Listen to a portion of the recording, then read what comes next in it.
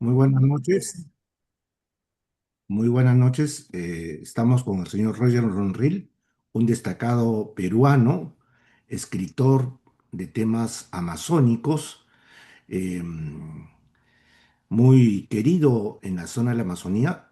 Es candidato a senador por el partido Ahora Nación, con el número 19 al Senado Nacional. Muy buenas noches, señor Roger Ronril. Buenas noches, muy buenas noches, señora Acosta, Fernando Acosta, y muchísimas gracias por este contacto, por este diálogo, por esta entrevista. Muy amable de su parte, muy gentil. Qué ocurrencia, es un honor para Opiniones Económicas poder tener un destacado peruano que nos pueda dar su tiempo para poder conversar sobre las propuestas que usted llevaría al Senado de la República. ¿Qué nos propone usted como senador de la República? Bien, como ha señalado usted, yo soy candidato a senador nacional por Ahora Nación, el partido político liderado por el doctor Alfonso López Chao Nava, un destacado economista, intelectual, académico, a quien yo conozco desde los años 70 más o menos, en Lima y en el resto del país. Bien, la propuesta de Ahora Nación es clarísima, es contundente.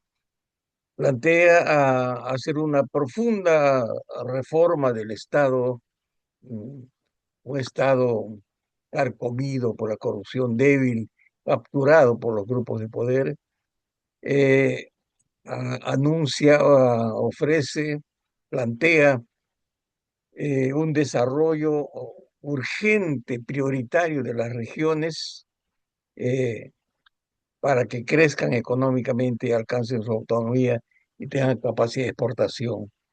Tiene varios ejes vinculados al desarrollo de la economía, de los servicios, etcétera, etcétera. Y a estos eh, a estas propuestas, yo como amazónico estoy proponiendo una agenda amazónica, una suerte de eh, lo que como yo llamo un amazonizar la agenda peruana. O sea, agregar al plan de gobierno de Ahora Nación, que tiene como objetivos, como ya voy a reiterar, ser una auténtica república, luego descentralizada, un profundo y renovado proceso de eh, descentralización a través de cuatro dimensiones. El plan tiene cuatro dimensiones de gobierno: dimensión social, dimensión institucional, dimensión económica, dimensión ambiental. Y sus objetivos, su ideario es un ideal de la nación peruana, una identidad nacional, un Estado, economía y sociedad, Estado social, el Estado y la casa, dice es el hogar, y objetivos, consolidar el proceso de democratización del país, con un Estado peruano democrático, descentralizado, soberano, servicios públicos de calidad, que todos somos iguales, que todos seamos iguales ante la ley, una reestructuración del Estado, una profunda descentralización, etcétera. Entonces, a este programa yo estoy agregándole como amazónico un planteamiento: amazonizar la agenda peruana. Y en ese sentido quisiera señalar que a través de los siglos, a través de los años, las clases dominantes, el imaginario del país es un imaginario, una visión colonial de la Amazonía. Mariátegui lo dice en 1974, el gran pensador peruano, en Los Siete Ensayos. Entonces, hoy mismo, para las clases dominantes, para las grandes empresas, la Amazonía es un espacio solamente para extraer riqueza, nada más. O sea, petróleo, gas, biodiversidad, fauna, pesca, etcétera.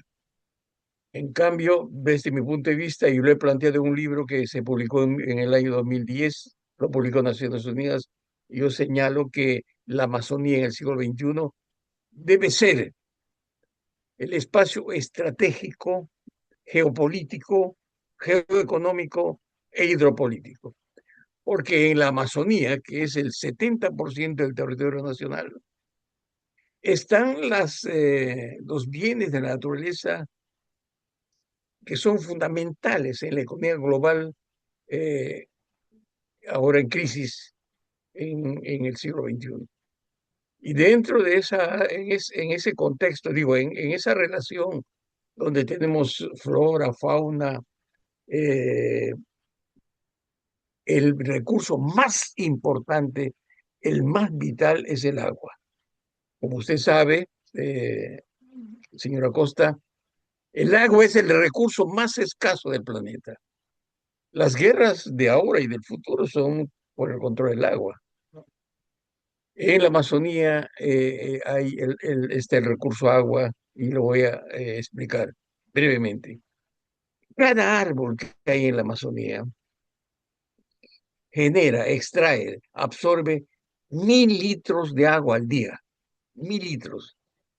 Si sumamos los 700 billones de árboles que hay en la cuenca amazónica, quiere decir entonces que cada día el bosque amazónico lanza a la atmósfera, a las nubes, eh, un promedio de 220.000 millones de toneladas métricas de agua dulce, construyendo, formando, eh, haciendo real el océano de agua dulce más grande del planeta, lo que los científicos llaman los ríos voladores. Bien, esas aguas, esas nubes acuosas, son empujadas por los vientos alisios del Atlántico al resto de la América del Sur, y en el caso del Perú lo empujan hacia los Andes. Y ahí, al chocarse con el muro de la cordillera andina, esas aguas, esas nubes caen en forma de lluvia, forman los, los lagos, los ríos, los bofedales, los puquiales, etcétera. No habría, no hubiera habido imperio incaico, ni imperios preincas, ni ciudades, ni pueblos en la costa y los Andes del Perú, sin el agua que viene de la Amazonía. Por eso el bosque es fundamental, no solamente para el Perú, sino para toda América del Sur, y los ecosistemas amazónicos son fundamentales para el equilibrio ecológico del planeta. Entonces, Entonces, ¿qué legislación? en razón de eso, es necesario eh, amazonizar la Amazonía, o sea, colocar una agenda en el desarrollo de la agenda nacional sobre la Amazonía. ¿Y Me preguntaba, qué propone usted como legislación, como futuro senador de la República, para poder hacer que esta concesión de la Amazonía, esta situación de mantener la flora y fauna, se pueda mantener? ¿Hay que hacerlo mediante una ley? ¿Hay que promover mediante una ley? ¿O qué propone usted? bueno, quiero señalarle además que esta enorme riqueza eh, acuífera, eh, esta riqueza de fauna, quiero mencionarle además a los oyentes, a los televidentes, que el Perú posee 20.375 especies de flora, 515 mamíferos, 1.834 aves, 418 reptiles, 1.070 peces y 3.788 mariposas. Es decir, es uno de los países de megadiversos más grandes del planeta, diverso más grande del planeta. ¿Y Entonces, cómo esa podemos? riqueza, me está preguntando, esta Sí. riqueza está siendo amenazada por la extracción. En la última década, le quiero mencionar, se han deforestado en toda la cuenca amazónica un promedio de 800 millones de kilómetros cuadrados. Millones, no hectáreas, sino millones.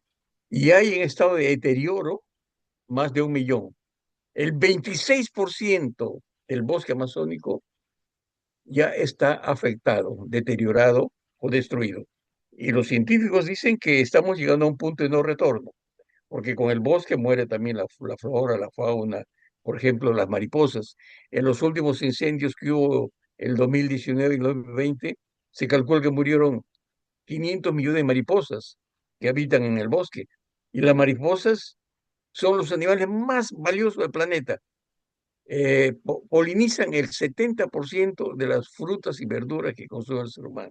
Bien, aparte de los incendios, la deforestación, hay el envenenamiento por tóxicos, la construcción de carreteras, etcétera, etcétera. En este momento, por ejemplo, una de las mayores amenazas de de la Amazonía, del bosque y de los ríos, es la extracción aurífera, la minería ilegal aurífera. Como usted sabe, el precio de la onza Troy de 34 gramos que costaba en 1990 $100, ahora cuesta $5.000 la onza Troy. Y en pos de esa quimera del oro bajan millones de personas a la cuenca amazónica. Bien, entonces mi Entonces, planteamiento es lo siguiente.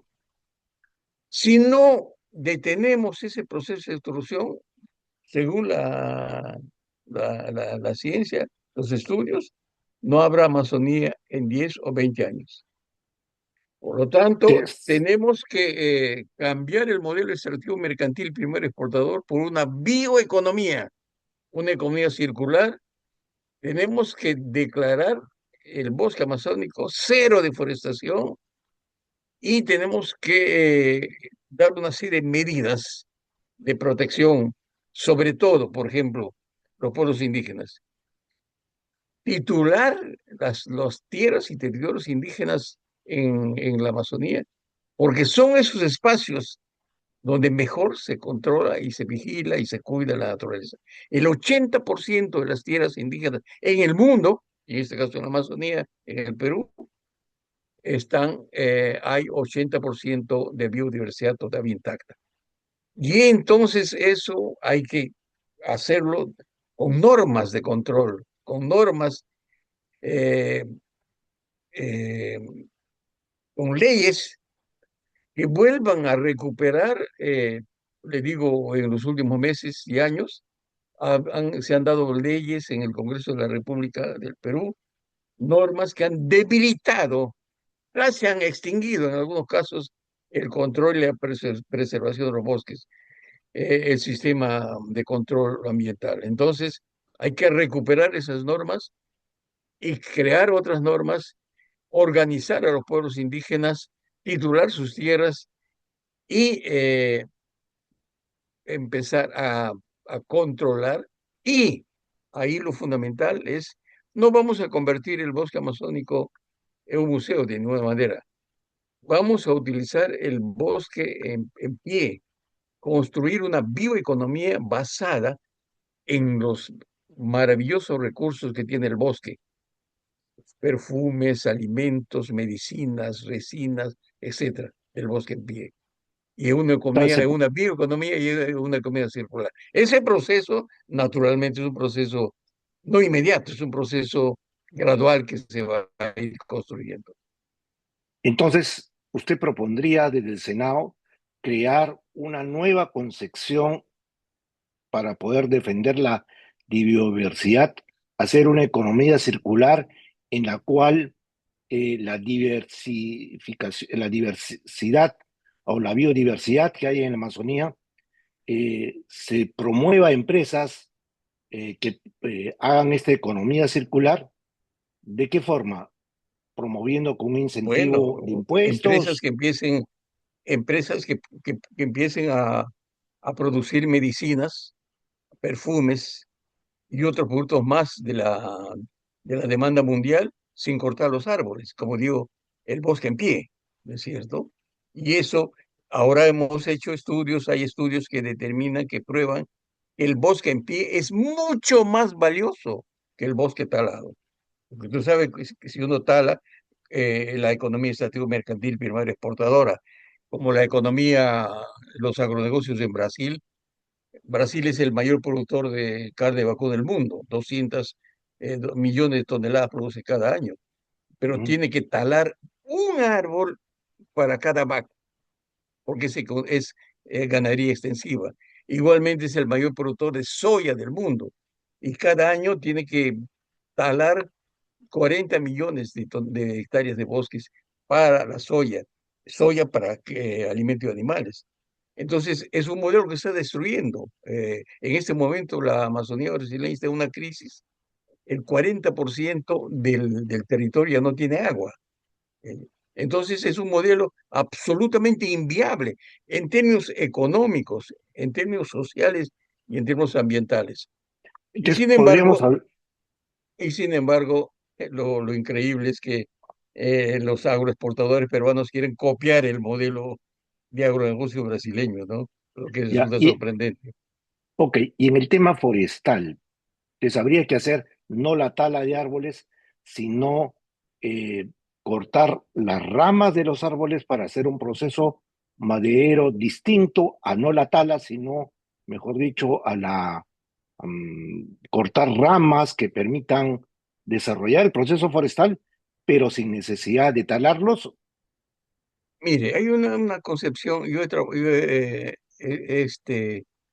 he sido alto funcionario en la época de la reforma agraria de Velasco, en los años 70, 80, y ahí se hablaba del agro como una área, como un centro, como un espacio solamente para agricultura. No, en el caso del bosque amazónico se ha maderizado la concepción. O sea, la gente, el público, los empresarios, creen que el bosque está solamente para sacar madera. No, y la madera no es el producto más rentable. O sea, por eso digo que hay que usar la Amazonía, el bosque en pie. No hay que talar. Y así, el bosque en pie es mucho más rico para la extracción de resinas, de perfumes y de otros productos más, crianza de animales silvestres de manera natural. Y en fin, hablemos, por ejemplo, del ecoturismo, del etnoecoturismo.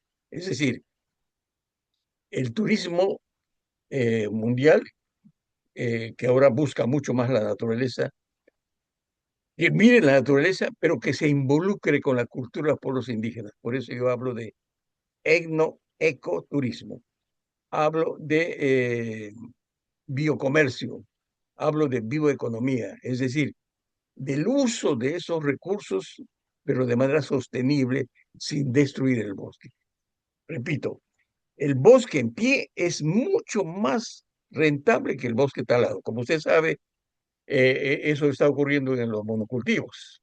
Por ejemplo, en este momento hay una expansión de los monocultivos en la Amazonía para palma aceitera. Ese cultivo ha destruido las selvas en el sudeste asiático. Y entonces, en este momento, el monocultivo de palma aceitera es un proceso de destrucción de la naturaleza, porque es un monocultivo que destruye el resto de la biodiversidad. Entonces, mi planteamiento ahora, en este momento, es que yo intentaré eh, formular una ley que se apruebe. Ni una hectárea más de palma aceitera en bosques este, eh, vírgenes, como se dice popularmente, en bosques no intervenidos.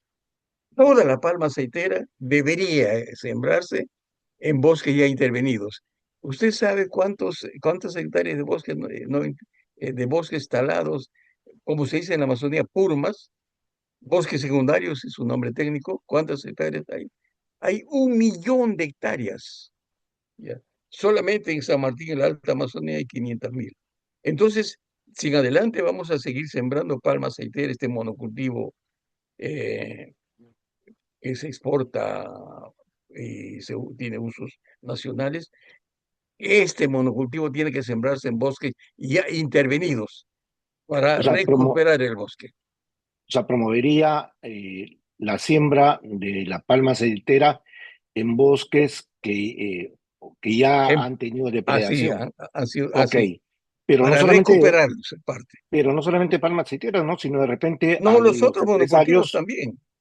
claro, o otros empresarios que quieran hacer nuevamente el sembrado de árboles y esto generar de repente un beneficio tributario a aquella empresa que financie Así es, la recuperación de bosques.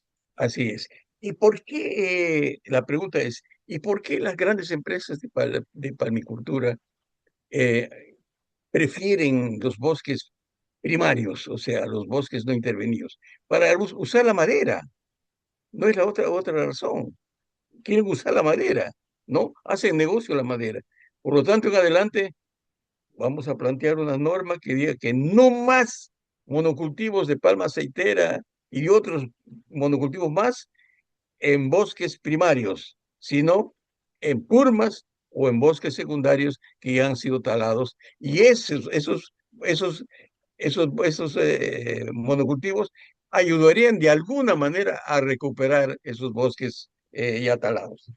O sea, usted promovería una creación de reserva intangible para el país en creación de bosques que no puedan haber intervención de talado de árboles. ¿Eso es lo que usted No, me plantea? estoy hablando de los monocultivos. No más monocultivos de palma aceitera y otros más en bosques primarios, en bosques no intervenidos, sino en bosques secundarios. Estoy hablando de eso, ¿no? Ya, y Y los, haríamos una sí, zona de protección medioambiental en los bosques primarios. claro, esos bosques estarían en producción, pero sin talarlos, como he señalado. O sea, el bosque en pie es mucho más rentable.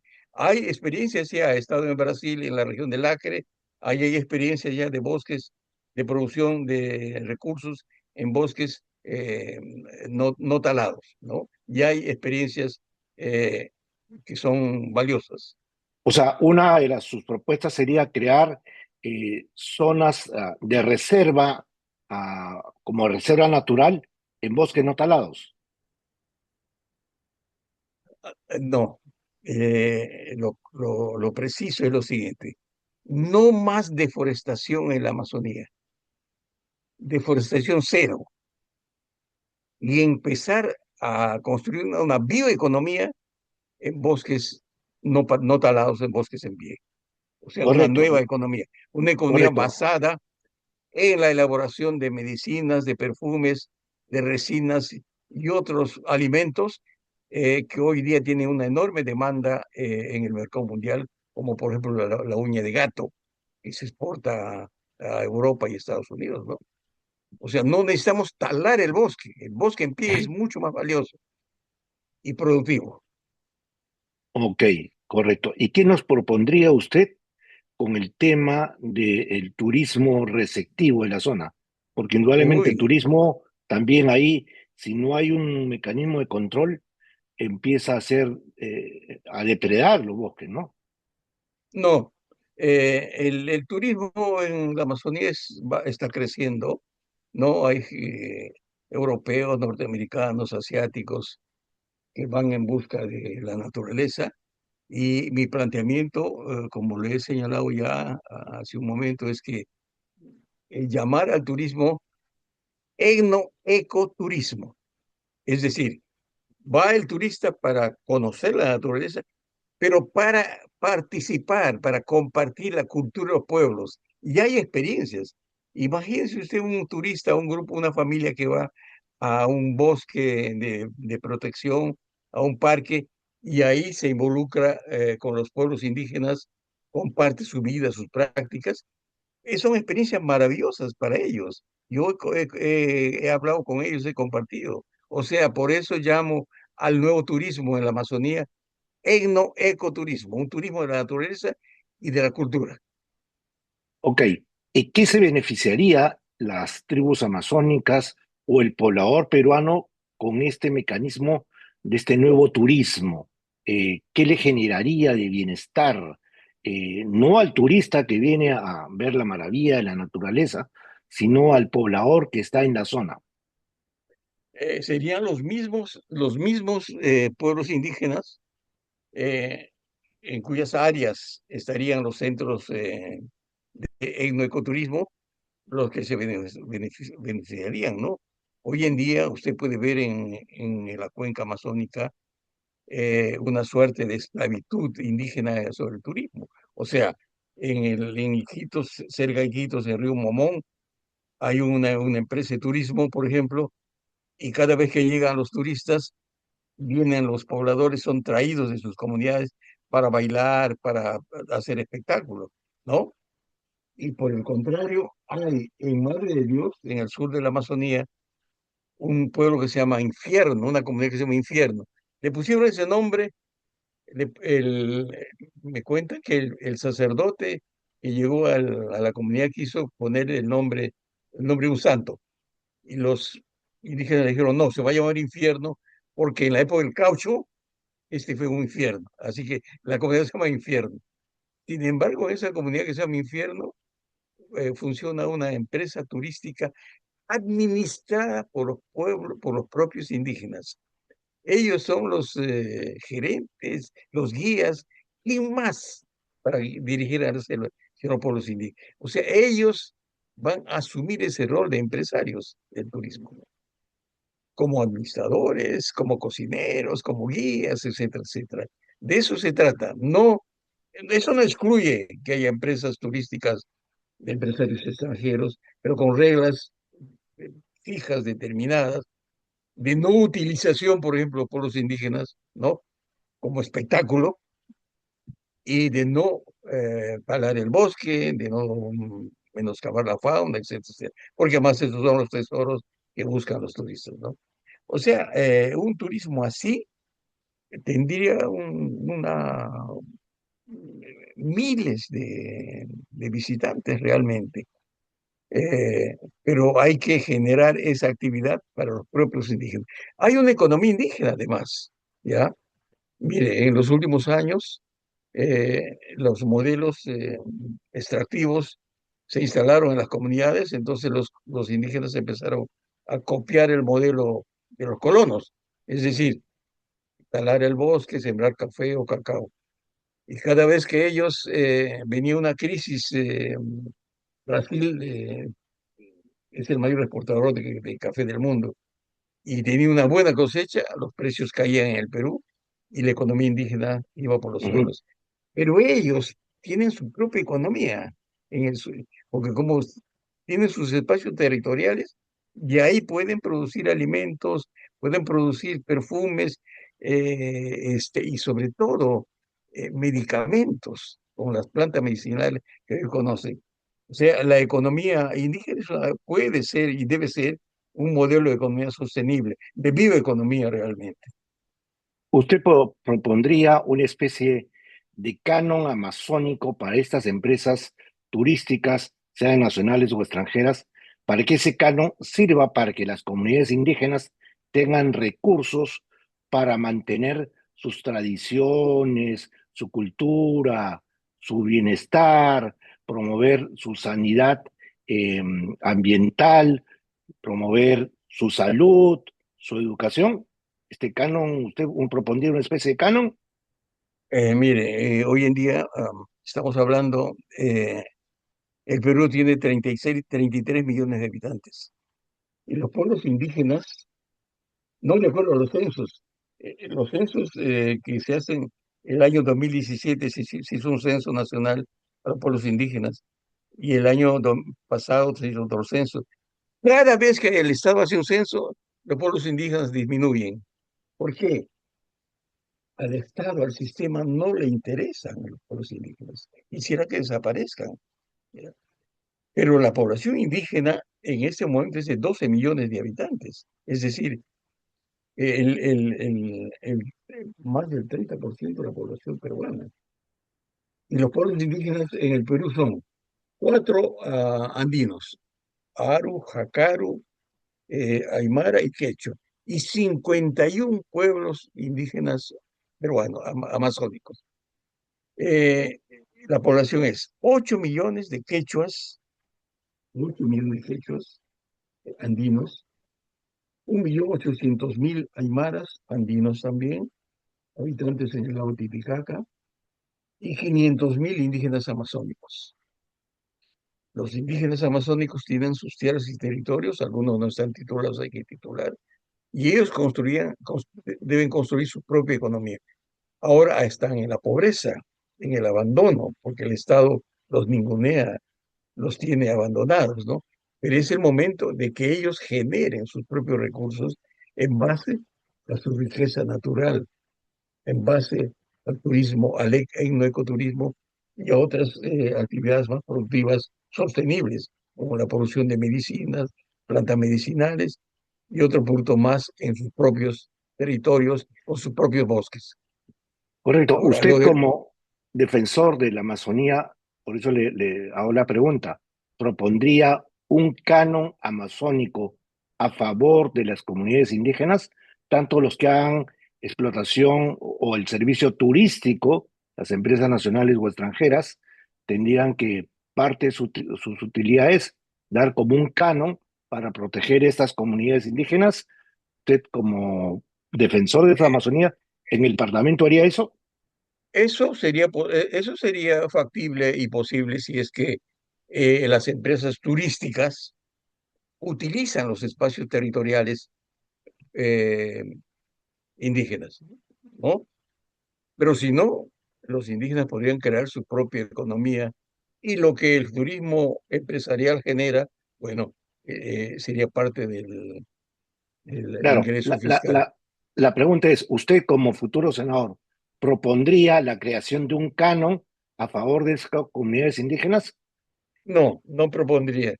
Lo que propondría es que el Estado ayude a construir a los pueblos indígenas. Lo primero.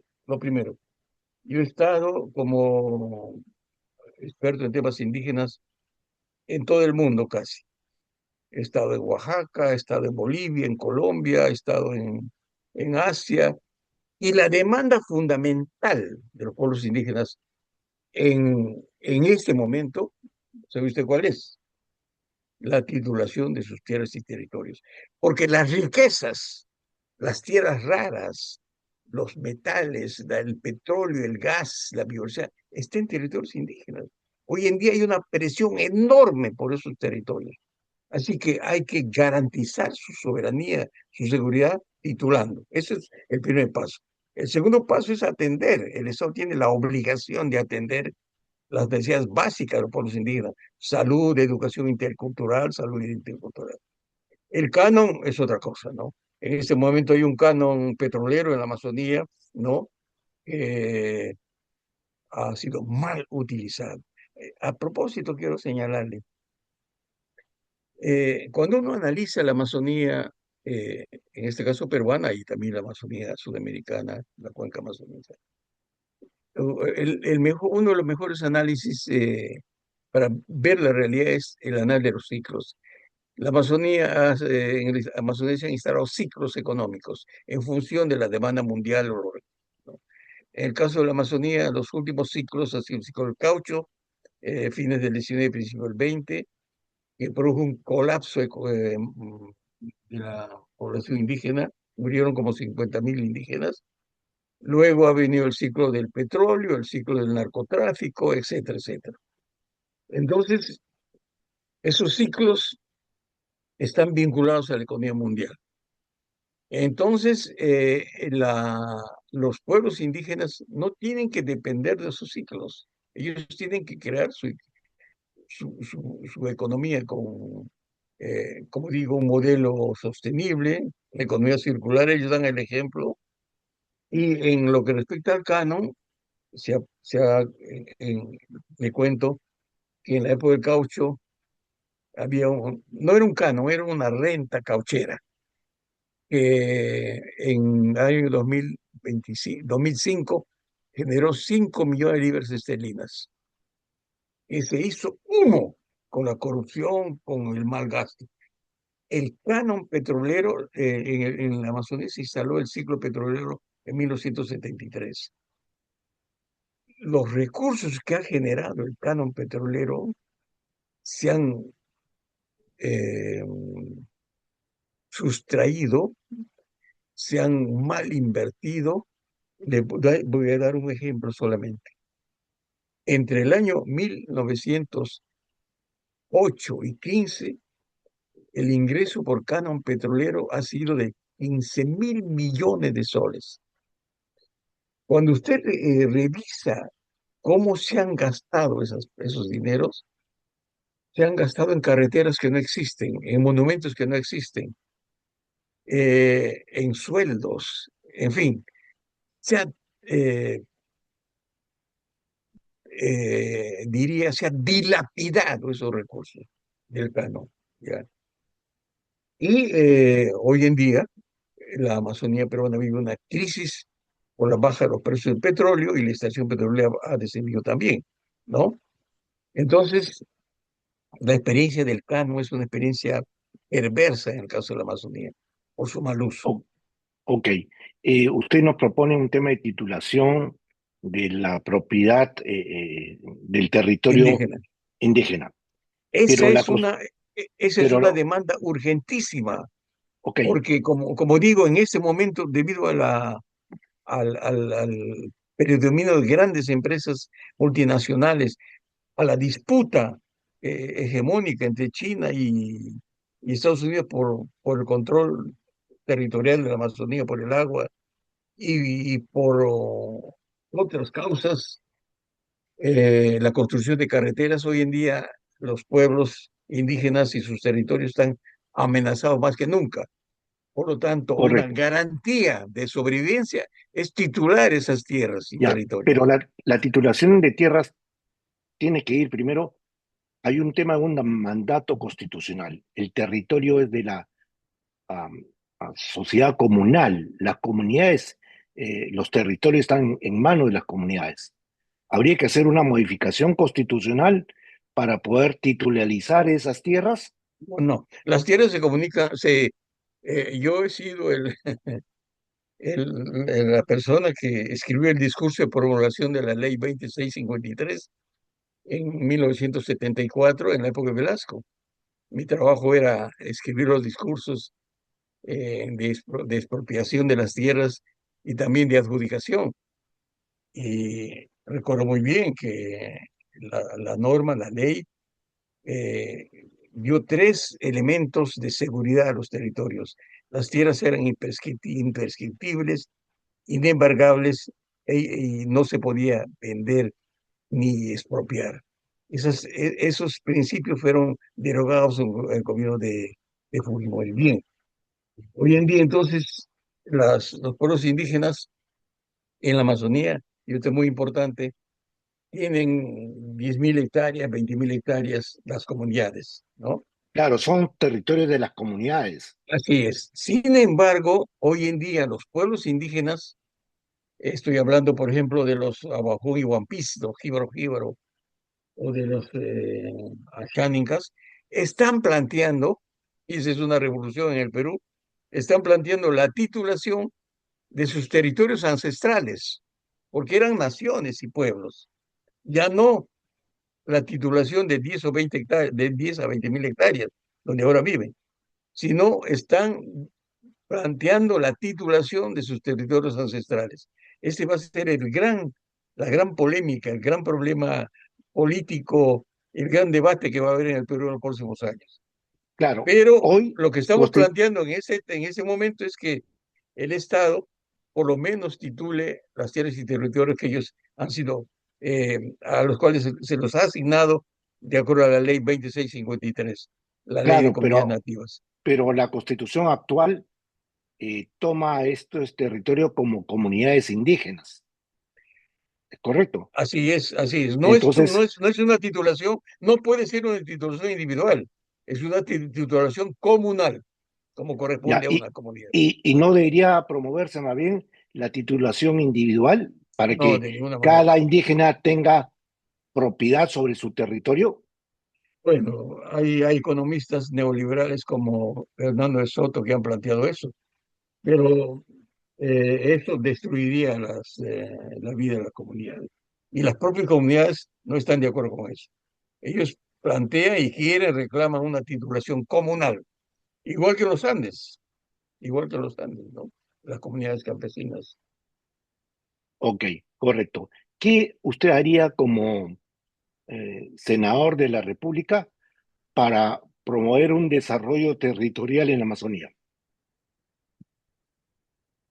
Un desarrollo territorial. ¿En Sí, qué sentido? o sea, ¿cómo fortalece las organizaciones eh, de la estructura del Estado para promover un desarrollo del territorio en la Amazonía? Porque indudablemente la creación de carreteras vincula mercados, la generación de mayores acceso a la electricidad genera acceso a la posibilidad de una serie de actividades que hoy tiene limitación la Amazonía. ¿Cómo Mire, sería ese yo desarrollo le, territorial? en el caso de la, hay que tener visiones particulares sobre cada área, cada región. Estamos hablando de la alta y la baja Amazonía, ¿no? La alta Amazonía empieza a los 3.000 metros y termina a los 600. Y la baja Amazonía de los 300 a los 60 metros. Son ecosistemas totalmente diferentes, diversos en términos ambientales, en términos ecológicos.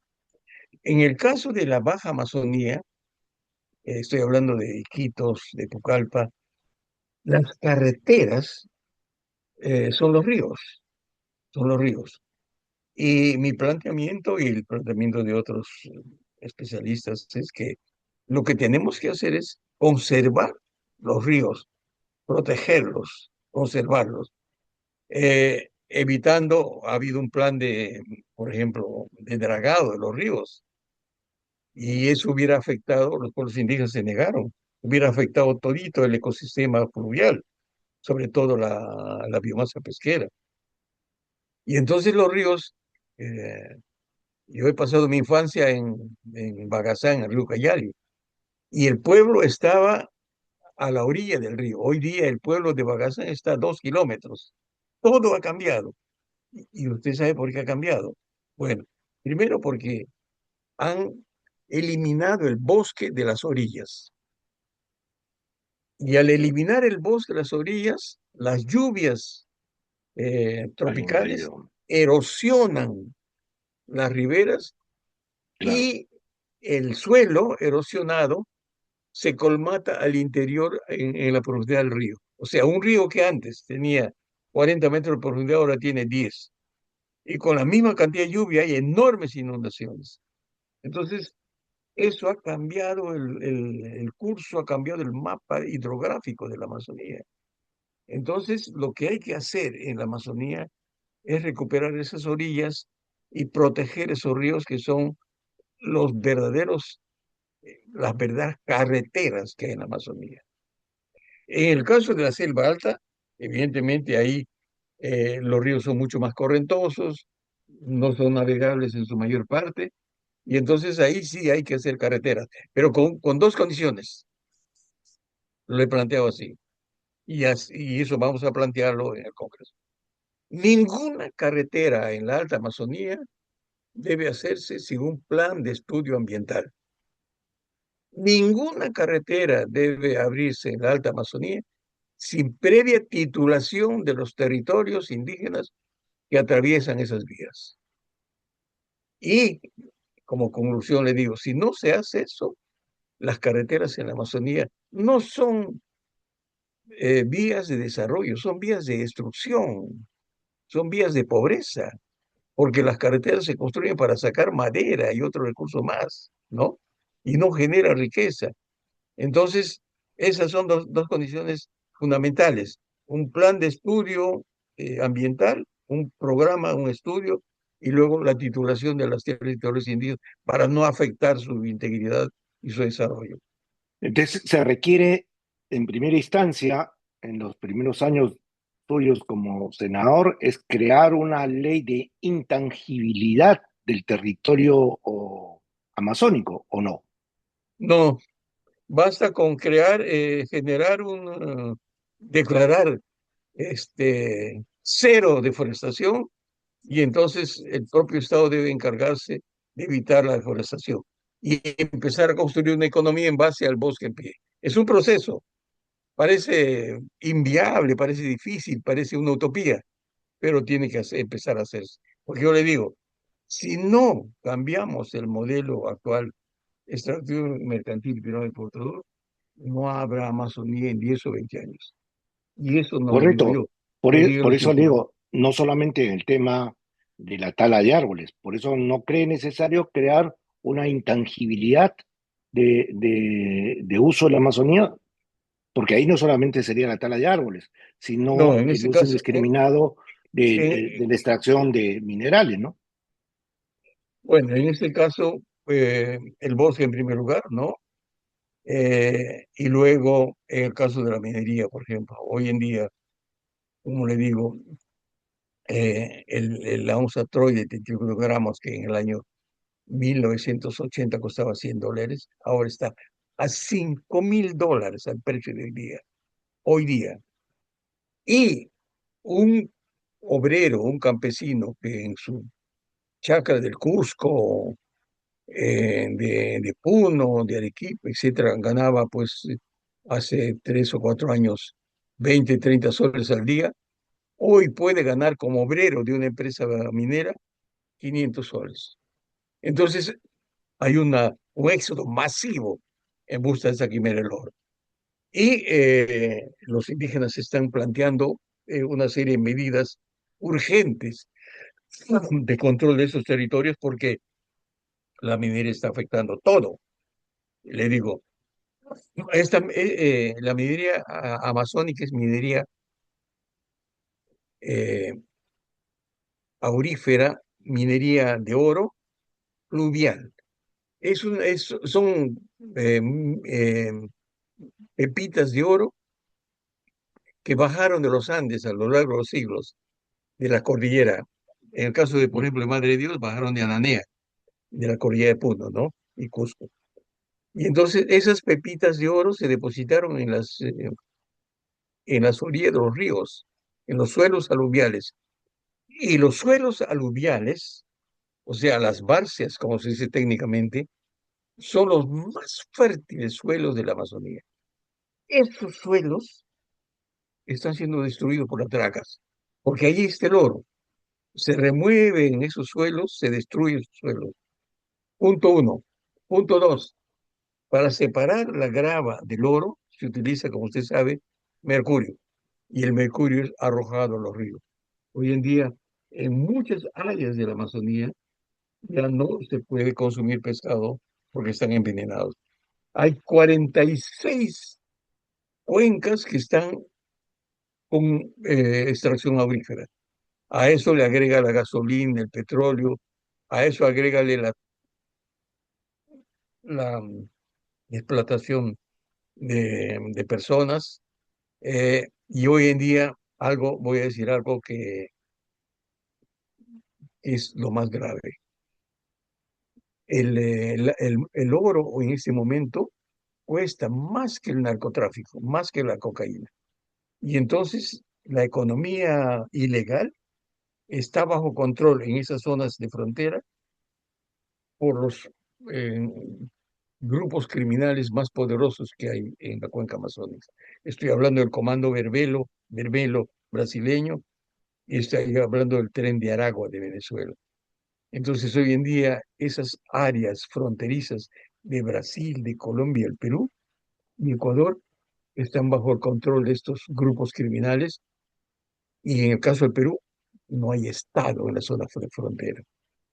Es decir, ese es otro problema y posiblemente el más grave en cuanto a violencia y criminalidad que, que se padecen esto en nuestros países. Y no, Correcto, pero sí, ¿cómo podemos hacer indudablemente estas economías que están degradando o la Amazonía, perjudicando los bosques, pero es economía que genera la región amazónica? Eh, nuevo sistema de ecoeconomía que nos plantea para poder hacer, se harán los perfumes, se harán los remedios, habrá el turismo, pero para poder llegar al turismo necesitamos vía de comunicación, sea fluvial o terrestre. Para poder sacar el perfume y poderlo exportar al mundo, necesitamos una vía fluvial o terrestre.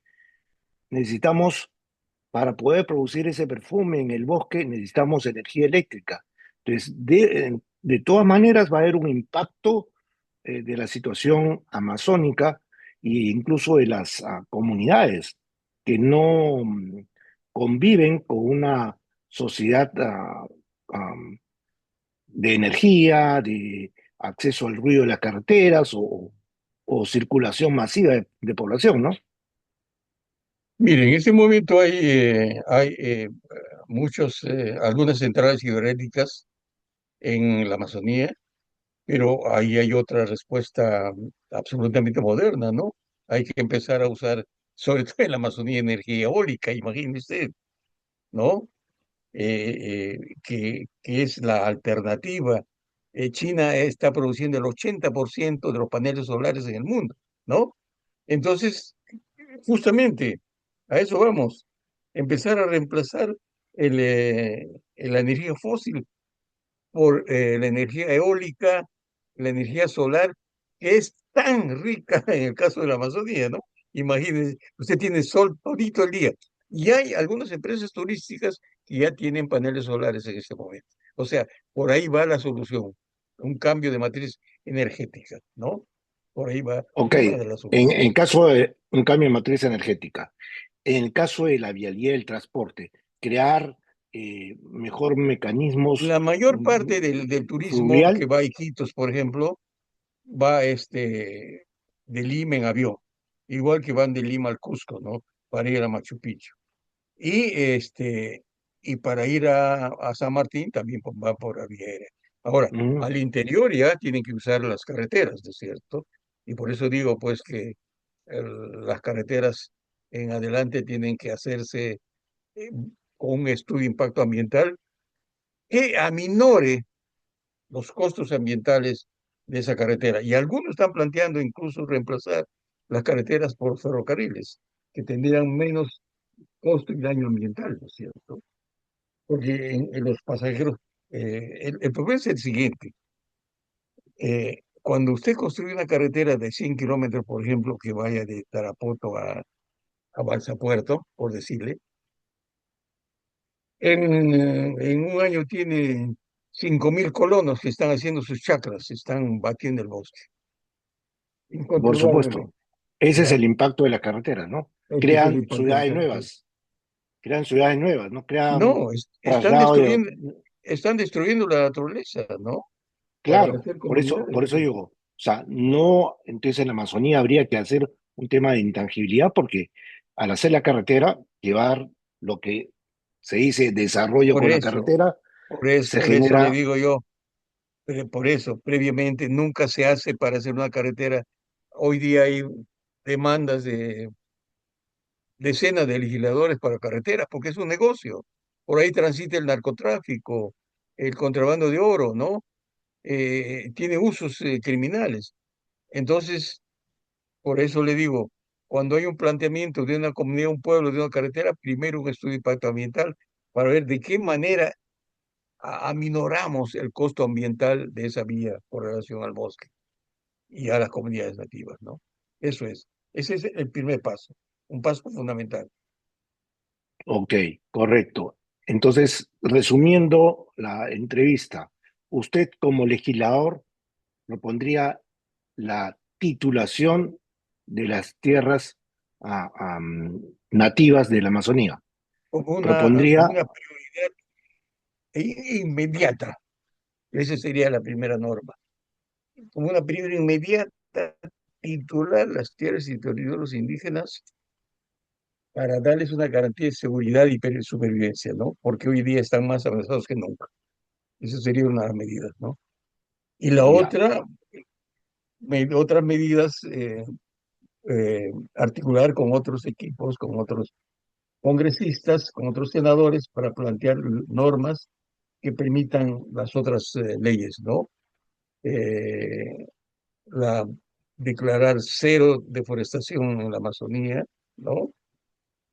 Ampliar los parques nacionales, las áreas de conservación y establecer mecanismos de incentivos para que algunas empresas empiecen a generar esta economía del bosque en pie, una viva economía y una economía circular, ¿no?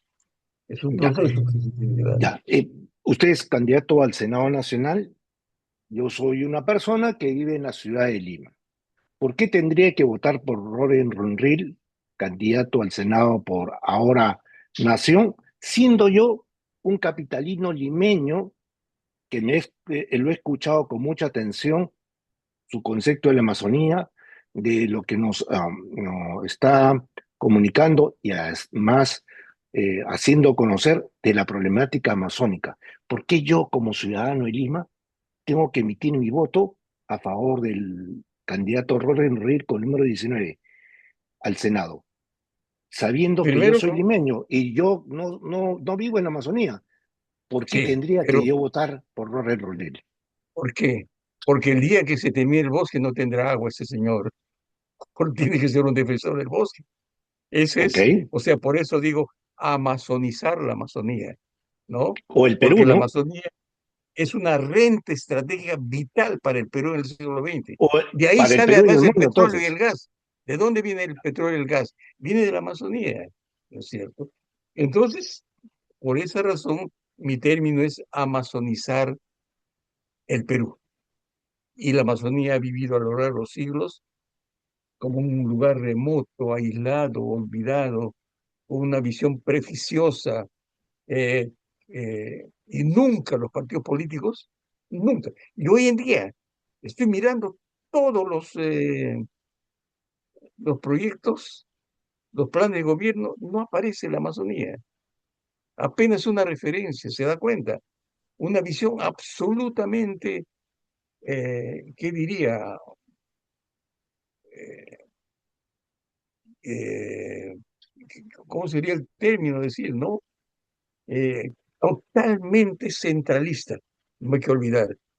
El Perú es uno de los países más centralistas de América Latina. Todo se resuelve en Lima, ¿ya? Y le digo por qué en parte. El Perú como nación es una nación multilingüe, multicultural, multiétnica. El Perú como nación. El Estado peruano es un Estado monocultural de origen colonial. Ese Estado es disfuncional a la nación que tenemos.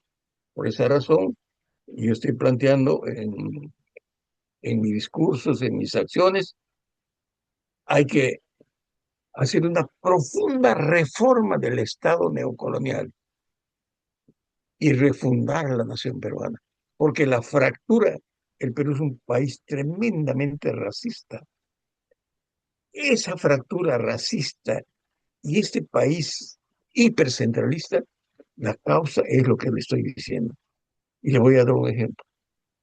La ley que se aplica a los 12 millones de habitantes en el Perú no es el derecho consuetudinario indígena, es el derecho positivo de origen romano, que no tiene nada que ver con la realidad, la ética y la educación y los costumbres, los hábitos de la cultura indígena. Por esa razón tenemos que hacer un país.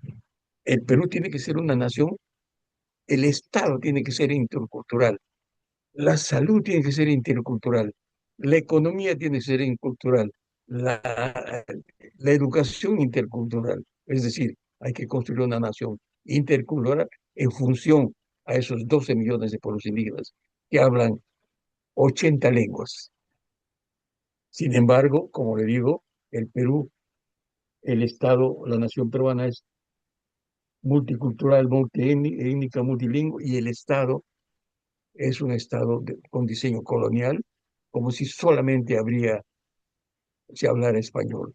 El sistema es un sistema que hay que cambiar profundamente. Una reforma de este Estado y una refundación de la nación peruana.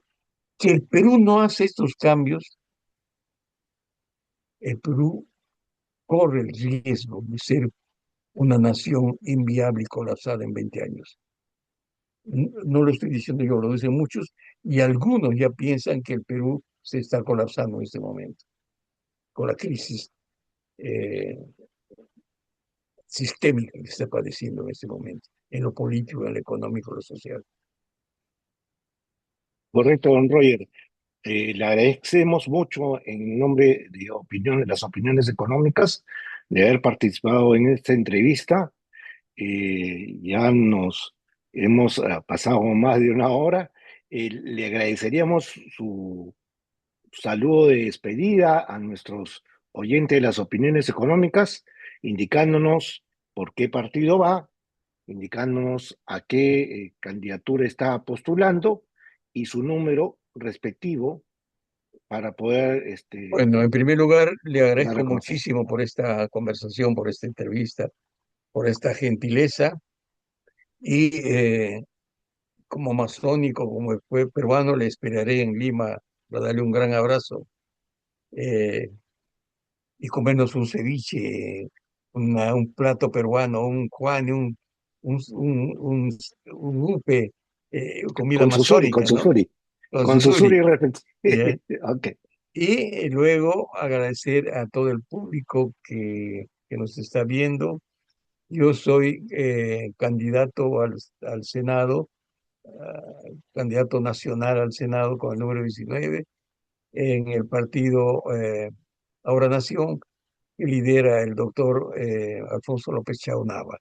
Así que muchísimas gracias, un gran abrazo y mis felicitaciones a usted por esta labor extraordinaria de difundir el conocimiento, la política, los saberes y educar, informar a la opinión pública que hoy día necesita más que nunca en un mundo donde circulan los fake news, las noticias falsas que cambian frecuentemente la opinión para mal. Me felicito y gracias por esta entrevista. Bueno, a los amigos que han simpatizado con la propuesta de don Roger Ronril, pónganle el número 19 al Senado Nacional para que la Amazonía salga adelante. Muy buenas Muchísimas noches. gracias. Muchas gracias a usted. Hasta muy pronto. Hasta muy pronto. Gracias. Gracias. Un gran abrazo amazónico. Muchas gracias.